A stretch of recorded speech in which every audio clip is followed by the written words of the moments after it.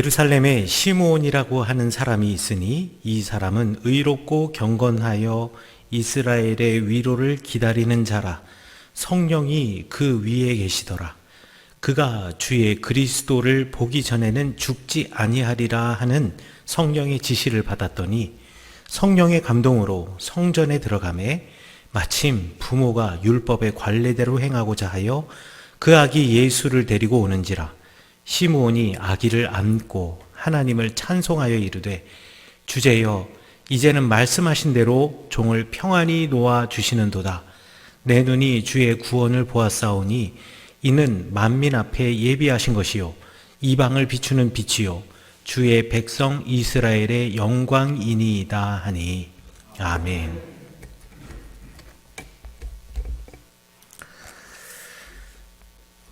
오늘부터 저희는 강림절을 맞이하게 됩니다. 교단에 따라서 이 절기를 부르는 이름이 조금씩 다릅니다. 어떤 교단은 대강절이라고도 하고 어떤 교단은 대림절이라고 말하기도 합니다. 대라고 하는 것은 이제 기다린다라는, 기다릴 대자가 되겠고요.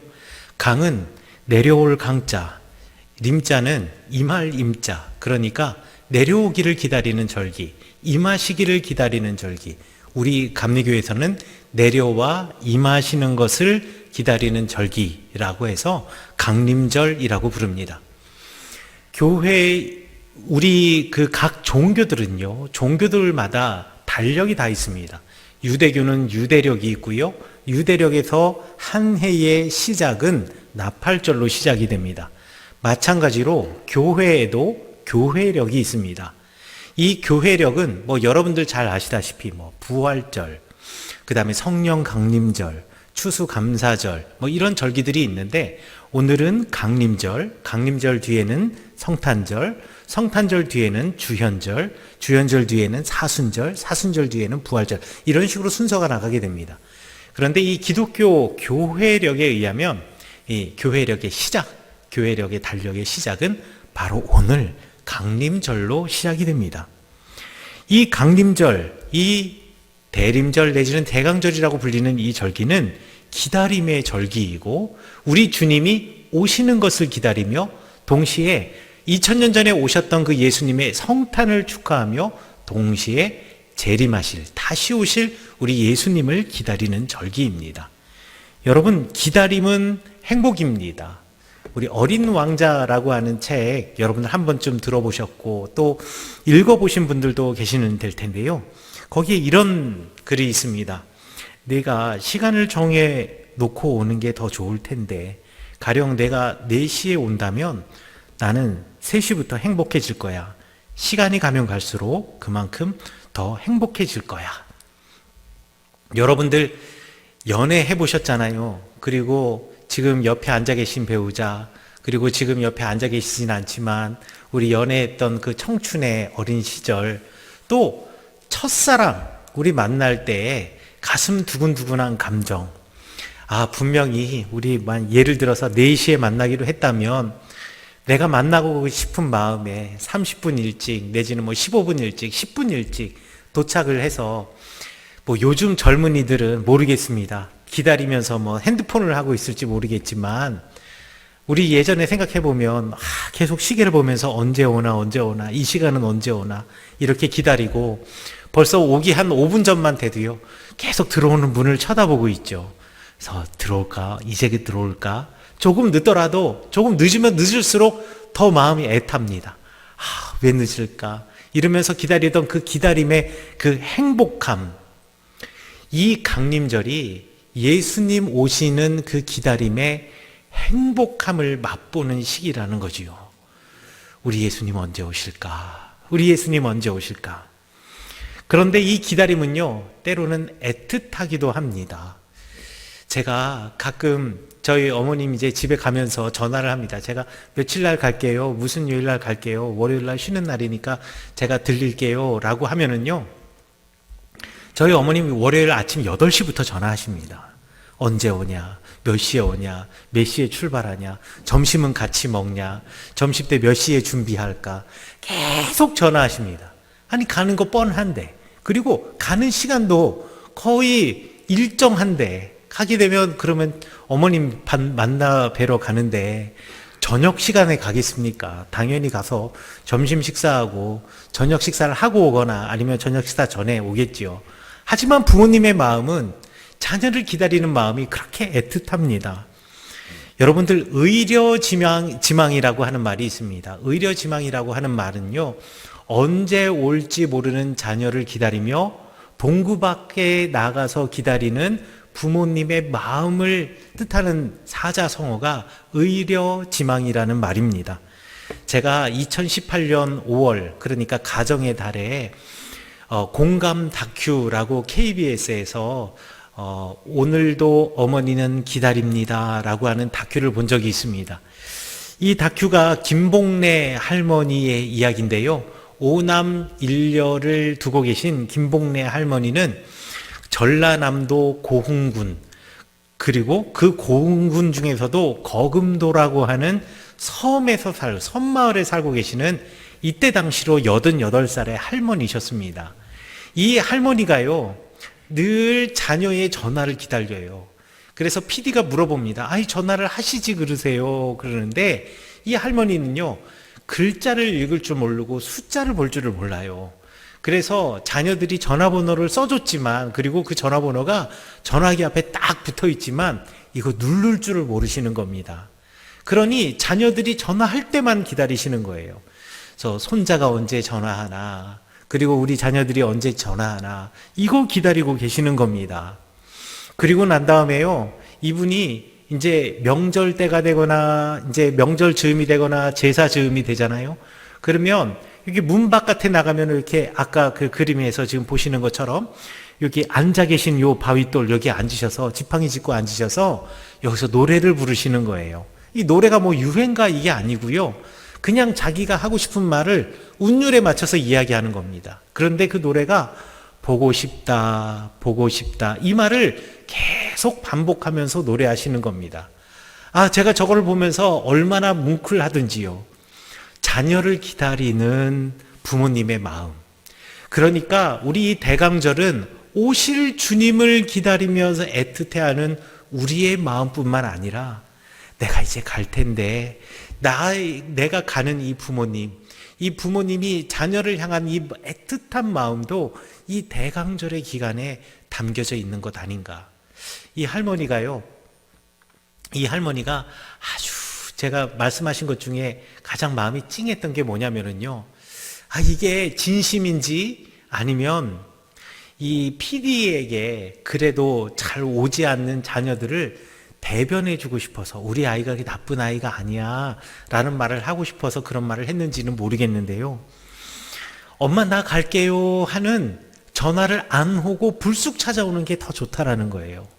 왜냐하면 엄마 저 갈게요 라고 전화하면 그 순간부터 잠을 못 잔답니다. 저 갈게요 라고 했으니 이 새벽에 올런지 아침에 올런지 늦은 밤중에 들어올런지 어느 때 올지 모르니까요, 계속 이제나 저제나 밤잠 못 자고 자녀들을 기다리는데, 차라리 불쑥 찾아오면 잠이라도 잘 수 있으니 좋다고 그렇게 말씀하시는 이 어머니, 그러면서도 불구하고 아침절 되면은 저 바위에 앉아서 보고 싶다 보고 싶다 노래하는 어머니, 이게 정말 기다림의 애틋함, 기다림의 간절함이 아닌가 합니다. 아마 오는 자녀, 오래간만에 보는 부모님을 만나는 그 자녀의 마음보다 그 자녀를 만나는 이 할머니의 마음이 훨씬 더 기쁘고 행복하지 않았을까 싶습니다. 오늘 성경 본문 말씀에 이렇게 간절히 애틋한 마음으로 주님 만나기를, 우리 예수님 만나기를 기대했던 사람이 있었습니다. 그 사람의 이름이 시므온이었습니다. 예수님을 기다리는 이 시므온, 결국 예수님을 만나게 되었는데요, 이 시므온의 요 성경에서 소개하는 삶을 통해서 우리가 어떻게 살아야 주님 만날 수 있는지, 그리고 어떠한 마음으로 주님 오심을 기대해야 하는지, 이 강림절을 보내야 하는지에 대해서 주님의 말씀 귀 기울여 보겠습니다. 오늘 성경 말씀에 보면 우리 첫 번째로 우리 이 시므온은 성령의 사람이었다라고 말하고 있습니다. 성경에 보면은요, 이렇게 말합니다. 이스라엘의 25절에서 이렇게 말하지요. 이 사람은 의롭고 경건하여 이스라엘의 위로를 기다리는 자라. 성령이 그 위에 계시니라. 그리고 그 성령의 지시를 받았는데 그리스도를 보기 전에는 죽지 아니하리라. 여러분, 이 사람의 나이가 얼마인지 알지 못합니다. 시므온의 나이가 얼마인지 알지 못하는데 대부분의 성경 주석가들은 이 시므온이 나이가 많은 사람이라고 추정합니다. 왜냐하면 이 예수님을 만나고 난 다음에 이제 내가 주님께로 가게 될 수 있겠네요. 이제서야 제가 죽게 되겠네요. 라고 노래하는 것으로 보아서 나이가 많은 할아버지였을 거라고 생각합니다. 언제 이 예언을 들었는지 그리스도 예수를 보기 전까지는 내가 정령 죽지 않으리라 라는 예언을 들었는지는 알지 못하지만 아마 오랜 기간 동안 성전 마당을 돌아다니면서 오실 예수님이 누구신지, 오실 메시아가 누구인지를 기다렸던 사람이 바로 이 사람 시므온이었을 것입니다. 여러분, 이 기다림이요, 조금이면은 상관이 없습니다만 이 기다림이 길어지면 길어질수록 사람들은 지치게 마련입니다. 생각해 보십시오. 내가 언제 온다라고 약속하면은요, 그때 돼가지고 내가 치장하고 준비하고 정리하면 됩니다. 그런데 언제 올지 모르면은요, 내가 이제 언제 우리 집안을 청소해야 될지, 언제 내가 씻어야 할지, 언제 화장을 해야 될지 알지 못하잖아요. 그런데 기다림의 기간이 길면 길수록 우리에게 주시는 은혜와 복이 훨씬 더 큰 것 같아요. 그리고 행복도 훨씬 더 큰 것 같아요. 우리 성경에 보면 기다림의 사람들이 참 많습니다. 우리 노아 같은 사람이요. 노아는 말이죠, 하나님으로부터 하나님께서 이 타락한 세상을 보시며 물로 홍수로 심판하실 것이라는 예언을 하시고 말씀을 하시고, 그리고 노아에게 방주를 지으라고 말씀하셨습니다. 그리고 노아가 방주를 짓고 그리고 그 하나님의 심판의 때를 기다립니다. 그런데 하나님께서 내가 너희들을 물로 심판할 거야 라고 말하고, 정말 그 큰 홍수, 하늘에 그냥 창이 열리고 땅에 샘이 솟는 큰 홍수가 있을 때까지 몇 년의 시간이 걸렸냐면 120년이었습니다. 여러분, 120년을 기다린 거예요. 아니, 지금 우리는 글로 있기 때문에 6장, 창세기 6장 단 한 장에서 노아의 홍수 이야기가 끝나버리고, 그리고 7장에 가면 이제 홍수가 나고서는 이제 물 나는 이야기가 나오지만, 단 한 장 사이에서 그 모든 일이 벌어지지만 그 한 장의 사이에 벌어지는 일이 120년의 기다림이 필요했다라는 거지요. 사람들은 아마 120년에 걸쳐서 방주를 짓고 120년에 걸쳐서, 아니 비가 내리긴 했지만, 그리고 또 어떨 때는 장대비 같은 비가 쏟아지긴 하지만, 저 노아가 말하는 것처럼 이 온 세상을 다 뒤덮일 만한 엄청난 물, 이건 일단 상상하기도 힘들고 기대하기도 힘들고 있을 거라고 상상할 수도 없는 그런 일이 있을 것 같지도 않은데, 지금 그거를 준비하는 노아를 보며 다들 미쳤다라고 얘기했을지도 모릅니다. 아니, 저라도 아마 저 할아버지는 미쳤나 봐 이렇게 생각했을 수도 있었겠습니다. 그러나 그날은 정말 왔고, 그날에 노아와 그의 가족만 구원을 얻고 모든 사람이 죽지 않았습니까? 이게 120년을 기다린 사람이 얻는 복이었습니다. 아브라함도 마찬가지입니다.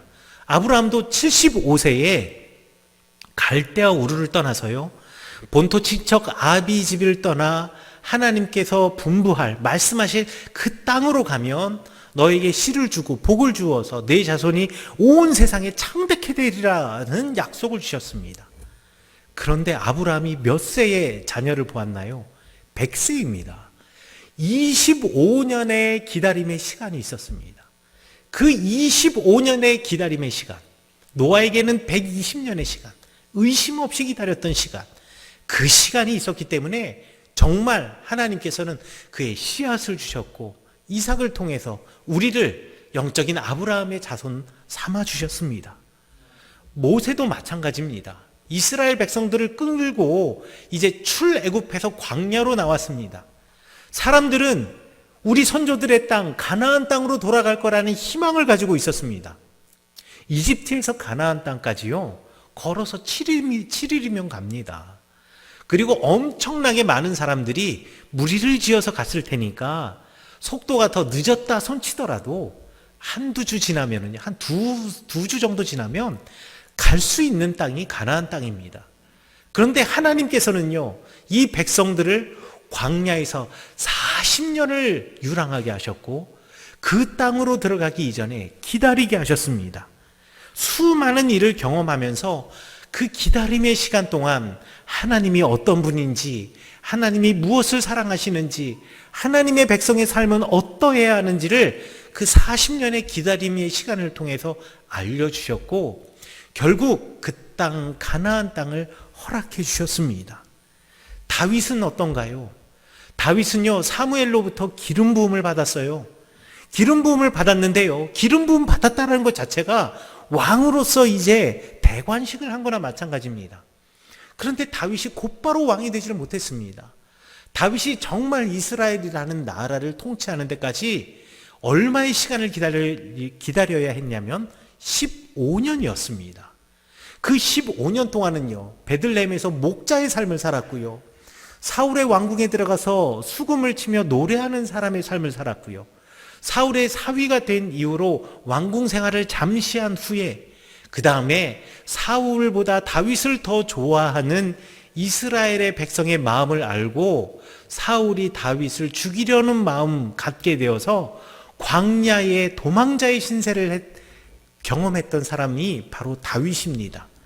그런데 이 다윗의 15년의 기다림의 시간은 그냥 소비되는 시간이 아니라 그 시간을 통해서 억울한 사람의 마음을 이해할 수 있는 시간, 그리고 하나님의 사람으로서 내가 고난 가운데에서도 하나님을 잊지 않는 방법을 배우는 시간, 이런 시간이 바로 그러한 기다림의 시간이었고 그 오랜 기다림의 시간, 노아의 120년, 아브라함의 25년, 모세의 40년, 다윗의 15년의 시간 뒤에 결국 하나님께서 허락하신 그 영광을 맛보게 되었던 사람들, 이 사람들이 어떻게 기다릴 수 있었을까요?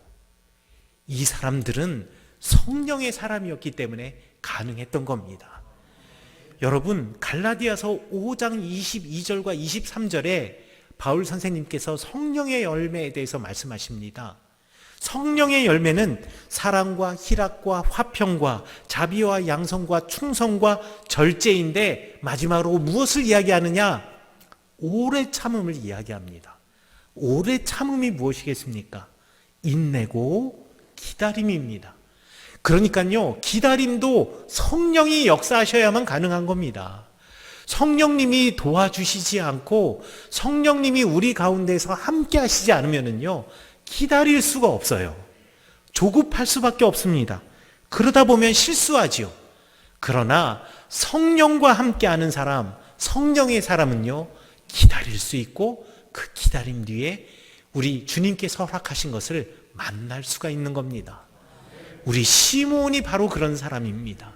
우리 성은교회 성도님들도요 이런 성령의 사람 되어서 주님 오심을 기다리고 주님께서 이루어 주실 여러분의 삶을 기다리시는 복된 성도 되시기를 간절히 축원합니다. 두 번째로 이 시므온은 하나님의 눈을 가진 사람입니다. 여러분, 하나님의 눈은요 사람의 눈과 다릅니다. 사람의 눈은요 나이가 들면 보이지 않게 돼요. 이 시므온이 연로했기 때문에 아마 잘 들리지도 않고 잘 보이지도 않았을지 모릅니다. 참 외람된 말씀이지만 제게도 작년부터 노안이 왔습니다. 그래가지고요 책을 보는데, 성경책을 보는데 잘 보이지 않아요. 그래서 이렇게 성경책 볼 때는요 안경을 벗고 제가 보게 됩니다. 그리고 어떨 때는 급할 때 또 이것도 보고 또 컴퓨터도 치고 하다 보면은요, 안경 이렇게 올리고 이렇게 하는데요. 저희 집 딸들이 난리를 칩니다. 할아버지 같다고. 왜 안경 이게 위로 올렸다 내렸다 하냐고 난리를 칩니다.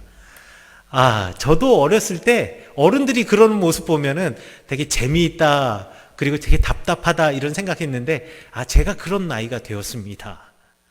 그런데 하나님의 눈은요, 우리 사람의 눈과 달라서 나이와 관계없이 하나님의 마음을 알면 알수록 더욱 총명해지고요, 더욱 밝아집니다. 이 시므온은요, 영적인 분별력과 그리고 지혜와 총기가 있었던 노인이었습니다. 그래서 여러분, 그 성전에 들어가서요, 우리 주님이 성령을 통해서 분명히 말씀하셨는데, 내가 그리스도를 보게 될 거라고 말씀하셨는데, 반드시 메시아를 보아야지만 내가 이제 죽게 될 거라고, 이제 하나님 주님 곁으로 가게 될 거라고 약속하셨는데, 누가 바로 그 약속하신 그리스도이신가, 이게 너무 궁금했기 때문에 성전 마당을 지팡이를 짚고 돌아다니면서 보고 싶다, 보고 싶다. 지나가는 사람의 얼굴을 쳐다보고, 또 그 사람들이 아이들을 데리고 올 때 그 아기도 쳐다보고 했을 겁니다. 그리고 한 사람 한 사람이 소중한 사람이기에 그를 위해서 축복하고, 내가 당신이 그리스도일지 모르니 당신을 축복합니다. 이 아기가 메시아일지 모르니 이 메시아를 축복합니다. 라고 축복했던 사람이 바로 시므온입니다. 한 사람 한 사람을 소중하게 여겼던 사람. 왜 어린 아이로부터 나이 든 사람까지 한 사람 한 사람을 소중하게 여길 수 있었을까요? 그 사람이, 시므온이 하나님의 눈을 가지고 있었기 때문입니다. 여러분, 아인슈타인이라는 사람 다 한 번쯤 들어보셨을 겁니다. 아인슈타인은요, 세계적인 석학이고, 이사 아인슈타인을 모르는 사람은 거의 없죠. 이 천재, 양자물리학, 이 양자물리학이랑 상대성 이론, 이런 것들을 갖다가 알려준, 그걸 갖다가 해결해낸 이 아인슈타인은요, 어린 시절에 성장도 늦고 지능도 떨어져서 사람들이 생각하기 좀 문제가 있는 아이가 아니었겠느냐라고 취급당하였던 사람이었습니다. 그리고 질문하고 말하는 것도 너무나 엉뚱해서요, 이게 뭔가 문제가 있는 거 아니야? 사람들이 다 그렇게 생각을 했대요. 그래서 심지어는 초등학교 때 아인슈타인의 성적표에 아이에 대한 평가를 쓰면서 선생님이, 이 학생은 장차 어떤 일을 해도 성공할 수 없을 것으로 판단됨이라고 정말 악담과 같은 이야기를 선생님이 써놓은 아이가 바로 아인슈타인입니다. 그런데 아인슈타인의 어머니는요, 그 선생님과 다른 눈을 가지고 있었어요. 왜? 내 아들이니까. 그래서 내 아들을 남들과 비교하지 않고 이 아들에게 준 하나님의 특별한 은사와 능력이 있을 거라고 생각을 했습니다. 그리고 이 아들이 학교에서 최악의 성적표를 받고 왔을 때, 선생님이 이러한 글을 써주었을 때, 아인슈타인에게 넌 남과 아주 다르기 때문에 특별한 능력이 있어 라고 아이를 축복해주고, 아이에게 주신 하나님의 달란트가 무엇인가를 알기 위해서 피아노도 가르쳐보고 바이올린도 가르쳐보고, 다양한 경험, 들판을 뛰놀면서 다양한 경험도 해볼 수 있게 하면서요, 이 아이에게 주신 그 재능을 찾으려고 노력했던 이가 아인슈타인의 어머니였습니다. 하루는 아인슈타인의 어머니가 친구들과 함께 있는데요, 아인슈타인이 흐르는 강물을 보면서 우두커니 앉아 있는 겁니다. 그러니 아인슈타인의 어머니의 그 친구들이요, 강물만 멍하니 바라보고 있는 그 아인슈타인을 보면서 참 애처롭다는 듯이 이야기를 한 거예요. 그런데 이 아인슈타인의 어머니가 그 친구들에게 이렇게 말합니다. 우리 아들은 멍하게 넋놓고 보고 있는 것이 아니라 깊은 생각에 빠져 있는 거야. 멍하고 있는 것이 아니라 지금 다른 생각, 우리가 이해할 수 없는 다른 생각을 하고 있는 거야. 결국 이렇게 끝까지 기다리고 믿어주었던 어머니 때문에 아인슈타인은 인류 최고의 물리학자가 될 수 있었던 것이죠. 하나님의 눈을 가진 사람, 그래서 한 사람 한 사람을 소중하게 생각하고 그 사람을 바라보는 사람의 눈은요, 다른 사람의 눈과 다릅니다. 그리고 모든 사람들이 다 가능성을 갖고 있는 사람입니다. 여러분들도 봄에 나무를 보면서 이 앙상한 가지에 이제 조그만 잎 나왔는데 이 나무가 뭐 할 수 있겠어 라고 잘라버린다면 그 나무로부터 아무것도 얻을 수가 없습니다. 그러나 지난 겨울 앙상한 가지에 요만한 나뭇잎 조그만 것 올라오면 그 나뭇잎을 보면서도 그 나뭇잎과 나무 속에서 맺힐 열매를 볼 수 있는 사람, 그리고 그거를 기다릴 수 있는 사람, 그것을 기다리며 잘 가꾸어 나가는 사람이 결국 가을에 수확할 수 있는 겁니다. 열매를 딸 수 있는 거죠. 여러분도 이 시므온처럼 하나님의 눈을 가지고 성전을 올라오는 사람, 그리고 여러분을 만나는 사람들을 보며 이 사람이 하나님께서 내게 허락하신 그 사람이 아닐까, 이 사람이 하나님께서 내게 복음 전하라고 나에게 보내주신 그 사람은 아닐까, 하나님의 눈으로 그를 바라보며 그를 존중하고 그를 위해 기도하시는, 그를 소중하게 생각하시는 하나님의 사람 되시기를 간절히 축원합니다. 마지막으로 이 시므온은요, 진정한 찬양을 부르는 사람이었습니다. 여러분, 백발이 성성한 노인입니다. 이제 어린아이를 들고 노래하고 있는데요, 29절에 이렇게 노래합니다. 주제여, 이제는 말씀하시는 대로 종을 평안히 놓아주시는도다. 우리말 성경에는 주제여, 주님 이렇게 하면서 노래를 시작하지만 실제로 이 신약 성경 그리스어는 주님 이렇게 시작하지 않습니다. 대신에 이렇게 시작합니다. 눈 아폴리에이스. 우리말로 번역하자면 이제야 나를 놓아주시는군요 라고 이 노래가 시작이 됩니다. 이제야 나를 놓아주시는군요. 이 말은 이제야 저를 죽도록 허락하시는군요.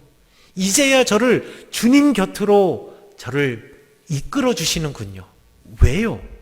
내가 그리스도를 보아야지만 죽게 될 것이다, 죽으리라 라고 성령께서 말씀하셨기 때문에, 하나님께서 내가 그리스도를 보기 전에는 죽지 아니하리라 라고 말씀하셨는데, 이제 내가 그리스도 그 메시아 어린 아기 예수를 보게 되었으니 주님 이제야 나를 놓아주시는군요. 이제야 내가 주님 곁으로 가는군요.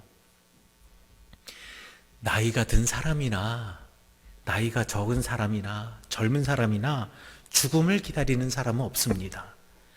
그런데 말이죠, 이 시므온은요, 그 어린 아기 예수, 그리스도 예수를 보자마자 이제 내가 주님 보았으니 죽어도 여한이 없구나, 내가 이 밤에 주님 만나도 내 삶의 기쁨이구나 라고 고백하는 노래가 바로 29절의 노래입니다.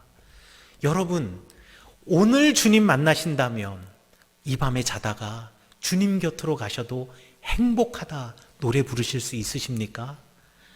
지금 이 시간 주님 만난다면 내가 오늘 밤 잠자다가 주님 만나도 나는 행복한 사람입니다 라고 고백하실 수 있으십니까? 이 고백을 할 수 있었던 시므온, 이제 눈 감아도 행복하다라는 노래, 이 노래가 여러분의 가슴 속에는 있으십니까? 이 노래는요, 주님을 향한 뜨거운 열정을 가지고 그 삶을 살아온 사람들만이 할 수 있는 믿음의 고백입니다. 여러분 주님 만나는 것, 주님 곁으로 가는 것이 두려운 이유가 무엇입니까? 단지 이 세상에 대한 미련 때문입니까? 아니면 내가 아직 주님 만나기에는 부족하고 부끄럽고 주님 만나서 칭찬받을 만한 믿음의 확신이 없어서 주님 만나기가 두려운 것입니까?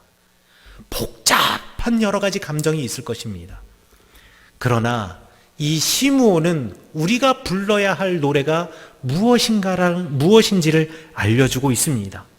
이 노래는 그를 높이고 나를 낮추며 진정 내 삶 속에서 참 메시아를 보게 되고 그 메시아를 영접하게 된다면 그때가 가장 행복한 때이고, 그 행복을 가지고 주님 만날 수 있다면, 그 행복을 가지고 고스란히 하나님 만날 수 있다면 그것이 세상에서 가장 행복한 사람이라는 인생의 뒤안길에서 자신의 삶을 되돌아보며 내게 주신 그 하나님의 은혜에 감사하는 그 감사의 노래입니다.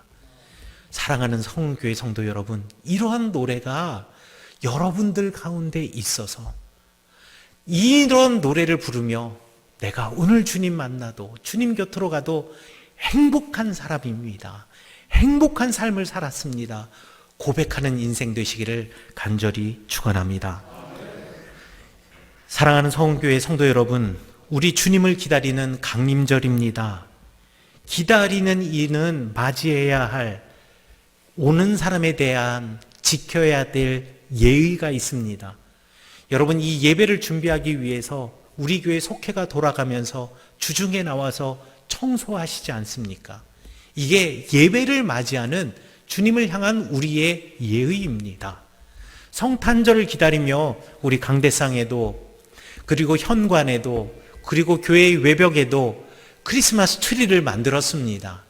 이렇게 준비하는 것이 오실 예수님, 그리고 2000년 전에 오셨던 예수님을 기억하는 그 예배를 기다리는 우리의 예의입니다.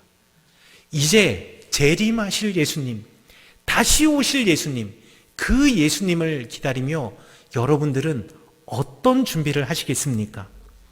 언제 오실지 모르실 주님 함께 기다리면서 그 주님 알아보았냐고, 그 주님 알고 있냐고, 그리고 그 주님 언제 오실지 모르니 초조하고 그 기다림에 지쳐 포기하는 우리 성도들을 향해 더 기다릴 수 있다고, 함께 기다리자고, 함께 기다리자고, 함께 노래하자고, 우리 서로 격려하며 주님 기다리시는 그날 기쁨으로 맞이하시는 성은교회 성도님들 되셔서 시므온처럼 예수님 보시는 여러분 되시기를 간절히 축원합니다.